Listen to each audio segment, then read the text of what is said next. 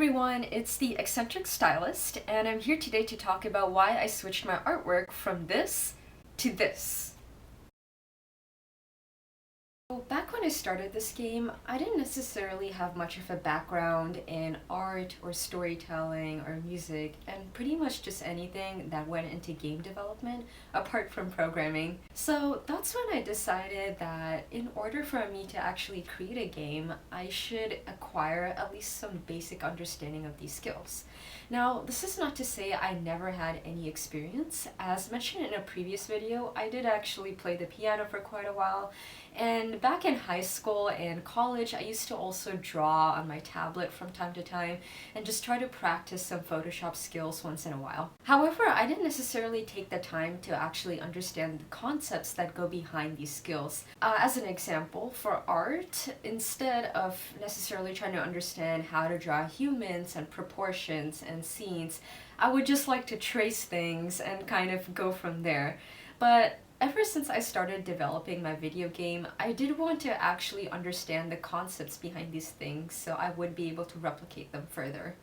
So over the past year, I tried to come up with my own art style, figure out what I want in my game, what kind of story progression there should be, along with the kind of mood that I want to set.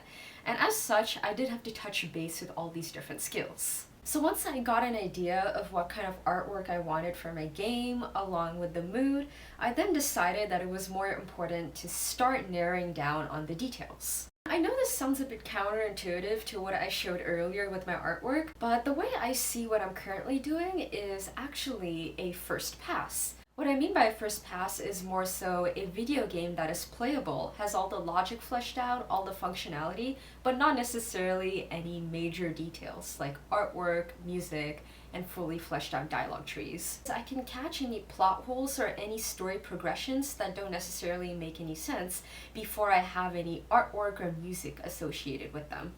Another reason for this change is because of personal motivation. So another game that inspired me to create my own video game was called Gemini Rue. Now, this game was also created by a solo developer but was published under Wadget Eye Games. So one thing that I really wanted to look at was his process behind creating a video game. And what really stood out to me was the fact that he decided to create a logically fleshed out video game within the first 8 months of his development, and then from there on out he just kept adding more and more detail and changing minor things as necessary until he came up with his final video game. And similarly, I feel that by having a game that is fleshed out in terms of logic and functionality, I would be able to just simply add more and more detail to it until I come up with my final video game. And so that's why I decided to put my artwork on hold temporarily and focus more on the logic and the progression of my video game. So because this pass is more logical and progression focused, I did want my subsequent passes to be more focused on the art and the music. So as such, I thought that my second pass could be more of adding animations, intermediary puzzles, along with more detailed artwork, and kind of fleshing those things out.